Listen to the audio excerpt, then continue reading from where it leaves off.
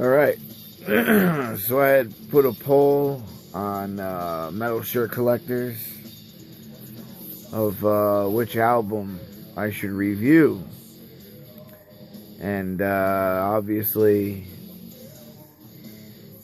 Pantera won with Pantera's Far Beyond Driven. I put on a couple of different albums that I really love. And Pantera, Far Beyond Driven, was the big winner. It's March right now, and this is the month that it came out, so it's kind of perfect. So I'm here to review Pantera's 1994 Far Beyond Driven record.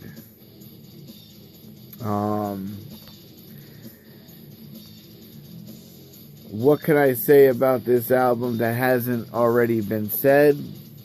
So, in that case, I'll just tell you my own experience of this absolute phenomenon of an album. I have an unopened Far Beyond Driven here with the white parental advisory. I have the record. So, in my own experience, I didn't get into heavy metal until I was 16 years old. It all started out with me listening to this album by Rollins Band called Wait, with the song called Liar. And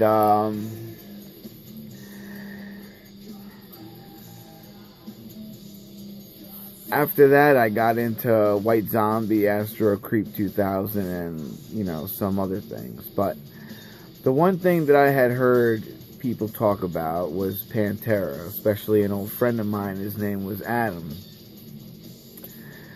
So, at the age of 16, my father asked me, he said, why don't you do that BMG Music Columbia House Club thing that was in the TV guide? See, for people who don't know, in the magazines and TV guides and shit like that, they used to have these music clubs where it would say, buy 12 CDs for a penny. And they would send you the CDs and shit. But it turned out to be like a big scam and shit like that. But you'd end up getting the CDs, but you'd end up also paying more than you bargained for. And I mean, it wasn't that bad for a new listener. I didn't really have any CDs at that point. But when I first did BMG, the first discs that I got was Megadeth, Euthanasia, 9 Inch Nails, A Downward Spiral, Soundgarden, Bad Motorfinger,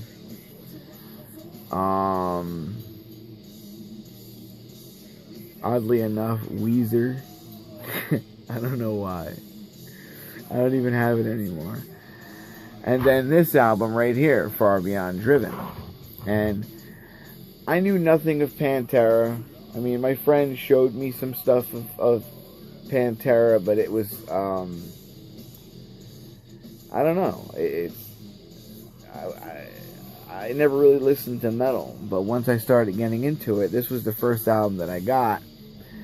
And I can remember the first track, Strength Beyond Strength,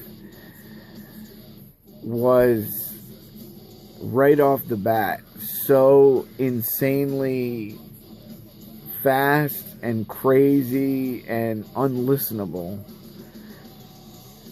And it was almost to the point where I said to myself, you know, maybe this is too heavy. Maybe this is too much for me. You know, I've been listening to White Zombie and Metallica,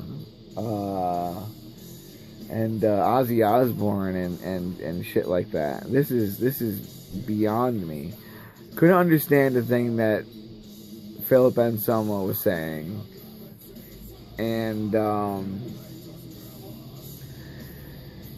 it was just insane. But the one thing that I realized was I never wanted my parents to hear the music that I listened to that had curse words in it. And the thing that I liked about this is that since you couldn't understand what Philip Anselmo was saying, they wouldn't be able to hear the curse words. So I started to really crank it up. And once I got past the loudness and the brutality and the rawness of the album, I began to take in the groove, especially of like the drums and where the guitars were going and shit like that, you know. Just because the album starts off with a brutal song like Strength Beyond Strength doesn't mean that the whole album was going to be like that. And it's not. The whole album is heavy. It's fucking crazy, you know what I'm saying? But there are songs like the song that's on right now, 5 Minutes Alone, that have more of a groove to it, you know? It makes you want to move. It makes you, you know, it's the kind of thing like, there's a difference between walking down the street listening to nothing and walking down the street with headphones listening to this album. It makes you feel stronger. It makes you feel tougher. It makes you feel like you can overcome anything. And I remember back in 2002, I was on this huge, really dark, Marilyn Manson kind of kick, where everything was about death and everything was, you know, kind of depressing and shit like that, you know. And I'm not going to blame Marilyn Manson. It was just a part of my life. I was really lonely and shit like that. And this album kind of dug me out of a hole because it's so powerful and has so much strength to it.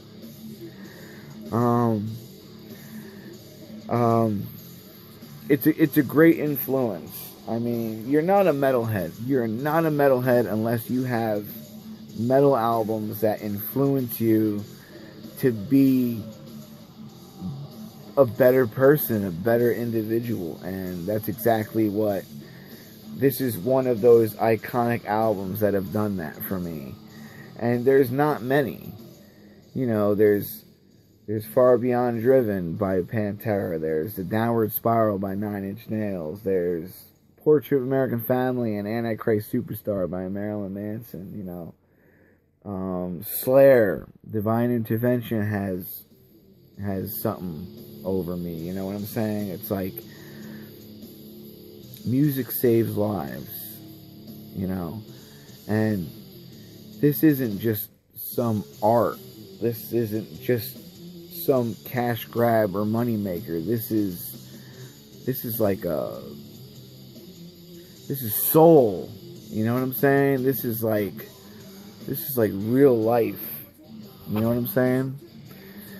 But anyway, to get back to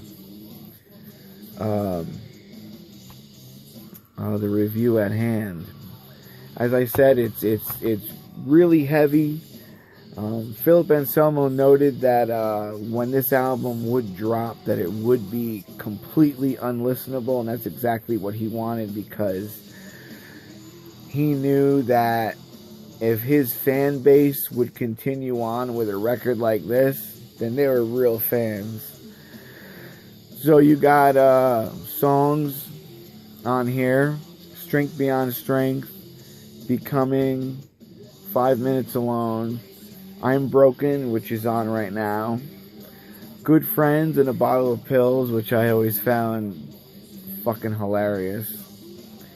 Hard Lines and Sunken Cheeks, which is one of my personal favorites. Slaughtered, another personal favorite. 25 Years, which I believe is about an abusive stepfather or his real father, or I don't know, something like that. Shedding Skin, which had a huge part in my life, about shedding your old self or shedding off someone else, like a leech or some shit like that. Psychic Vampires. Use My Third Arm, Throes of Rejection, and the Black Sabbath cover of Planet Caravan, which is an excellent song. And I love how Philip Anselmo had put down, you know, this isn't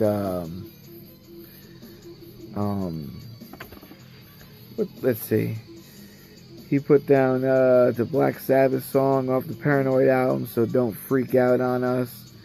We didn't sing because we wanted to. It had nothing to do with the integrity of our direction.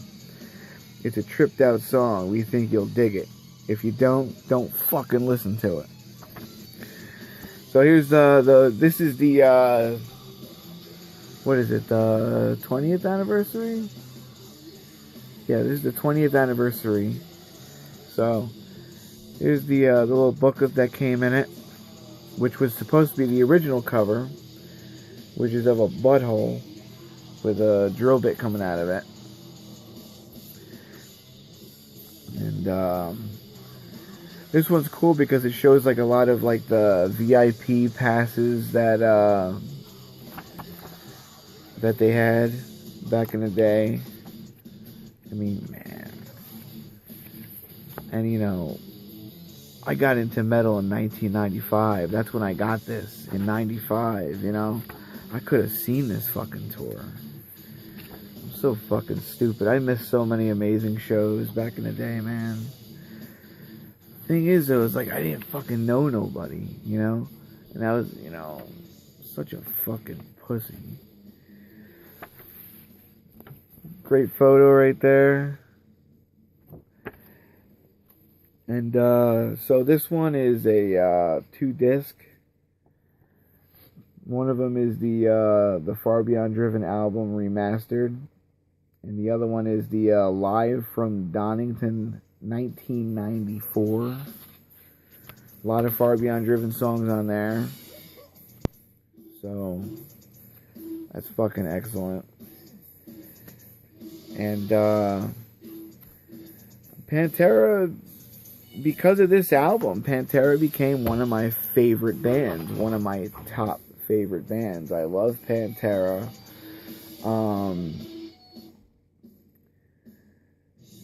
When Dimebag Darrell was murdered, I cried for weeks. I even have one of his guitars. Had to do that. I can't play for shit though. And I have a ton of shirts, which is another poll that I had put up. And that one also to go through my Pantera shirts. But that'll be in a separate video since this one's going kind of long. And I hope I'm not boring you guys. You know, this is, you know, real shit right here. How I got into Pantera. Like I said, this was my first album. So 9 times out of 10, your first album is going to be your favorite album. And that's the situation in this case. Far Beyond Driven means a real lot to me. I even have it tattooed on my arm. So that's that means something. That means a lot, you know. I got the shirt. I got the flag up here. You know, my girlfriend loves that thing. I think you know what I mean. Yeah, she loves it when that thing's in her. Sorry about that, babe. But yeah, so this came out in 2014. I got this at a joint called Soundtracks that used to be in Middletown, New York, I believe in 2005, 2006. And nothing different. I mean, the only thing is that it's got the white parental advisory on it. So I thought that was rad. I had to get it. Never opened it. This record, I believe I got in 2004. Got it off of eBay. And now they reissued the records. And it's a lot thicker now. This is one record. I think now it's 2 records. And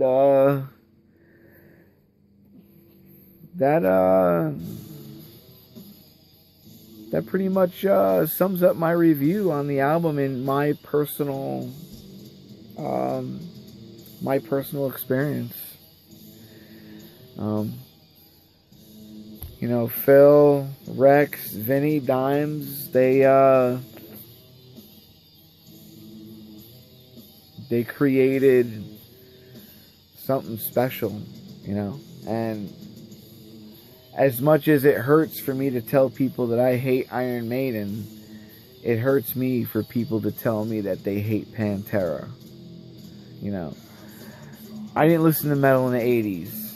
You know what I'm saying? So, like, this is my version of Iron Maiden. This is my version of Motorhead and, you know, all the stuff that people older than me got into. So, forever and ever, Far Beyond Driven will always be my strength, and it'll always guide me along my path, good and bad. I hope you enjoyed this video. Please subscribe. I hope you're enjoying Metal Shirt Collectors. And I hope you're enjoying vinyl and CD collectors. This is Selena Dahmer, also known as Uncle Jay, signing off. Have a good day.